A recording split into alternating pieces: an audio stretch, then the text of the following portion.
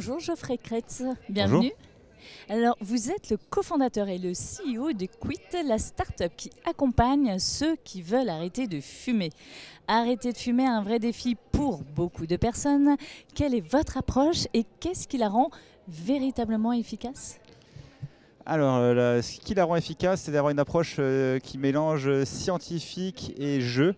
Donc on a plusieurs piliers dans l'application et le premier sont les thérapies cognitives et comportementales. Donc une science, une psychologie brève qui accompagne les fumeurs vers l'arrêt, et la gamification, donc le fait de rendre une expérience très ludique. Ouais. Et donc en fait on garde les gens engagés comme ça avec une application qui mélange cette science et cet aspect ludique. Alors vous êtes l'une des rares applications validées par l'OMS. Avez-vous des retours chiffrés, comme le nombre d'utilisateurs actifs ou le taux de cessation à court terme, pour nous montrer que ça fonctionne vraiment ? Bien sûr. Alors du coup, en 2023, on a eu la chance d'être validé et recommandé par l'OMS. Donc, une des grandes causes de l'OMS, c'est la lutte contre le tabagisme. Et donc, leur ambition, c'est d'aider 100 millions de personnes à arrêter de fumer. Et donc, un de leurs outils, c'est le numérique. Et donc, ils ont un framework, un cadre de validation d'applications numériques. Et on est la première application au monde à avoir passé ce nouveau cadre de validation de 2023. Et donc aujourd'hui, on a plus de 5 millions d'utilisateurs, on est en 13 langues. Et pour l'efficacité, donc on analyse et on étudie souvent nos usagers. Et donc on a aujourd'hui près de 7 sur 10 qui sont engagés dans le programme qui sont non-fumeurs. D'accord. On en a 25% qui arrivent à réduire et on en a seulement 8% qui rechutent. Mais comment ça fonctionne en fait ? Alors il y a deux cas de figure, soit vous avez déjà arrêté de fumer, donc c'est 80% des gens qui viennent chez nous ont arrêté de fumer il y a 1 heure, il y a 2 heures la veille. Et ils se rendent compte que c'est plus dur que ça de tenir. En fait, quand on dit on aide à arrêter de fumer, on aide surtout à rester non-fumeur.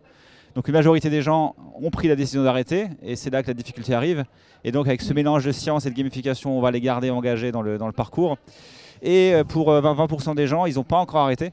Et donc pour eux, on a aussi un programme en 9 étapes créé par une chercheuse. Et via ce programme, il y a des activités à faire chaque jour, des questionnaires, des exercices. Et donc l'activité finale, c'est de se donner une date d'arrêt.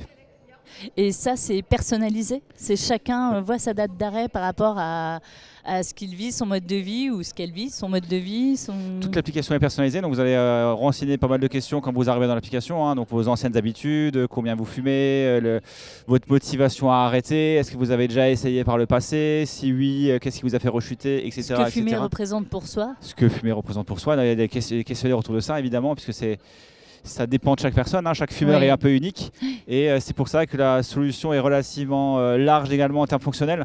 Donc je vous parlais de science et de gamification, mais concrètement, qu'est-ce qu'il y a dans l'application ? Donc il y a des exercices et des outils pour résister aux envies. D'accord. Donc quand vous avez envie de fumer, vous allez lancer l'application, vous allez indiquer l'intensité de l'envie, l'état émotionnel, le contexte, et on proposera des stratégies. Donc par exemple, j'ai très envie de fumer parce que je me sens nerveux et je suis après une dispute. Oui. Et donc on proposera des stratégies adaptées, boire un verre d'eau, faire un exercice de respiration, une distraction, un mini-jeu, etc., etc. Et donc ça permettra de réduire cette intensité d'envie qui dure 3 minutes.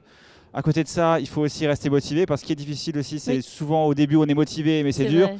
Et au bout d'un temps, c'est moins dur mais on est encore moins motivé, et donc on reprend l'ami qui vous dit bah, tiens, fume-en juste une, et on rechute. Et donc en gros, il y a des outils aussi dans l'application pour éviter ça, pour bien ancrer la décision dans la durée. Et alors, vous avez également créé une solution contre l'addiction à l'alcool ? Oui, il s'appelle Sobero. Donc là, c'est une application qui est basée sur les mêmes principes que Quit et qui accompagne vers donc, soit l'arrêt, soit la réduction de la consommation. Et ça marche déjà très bien. On a plusieurs centaines de milliers d'utilisateurs. Et même en France, ça marche. Et vous allez vous concentrer sur d'autres addictions également ? Alors la technologie qu'on a déployée pourrait être utilisée pour d'autres addictions et troubles du comportement. Ok. Voilà. Un message pour celles et ceux qui nous regardent ? Si vous êtes fumeur, essayez d'arrêter de fumer. Si vous connaissez des fumeurs, motivez-les à télécharger Quit. Et puis sinon, soyez heureux. Merci beaucoup. Merci.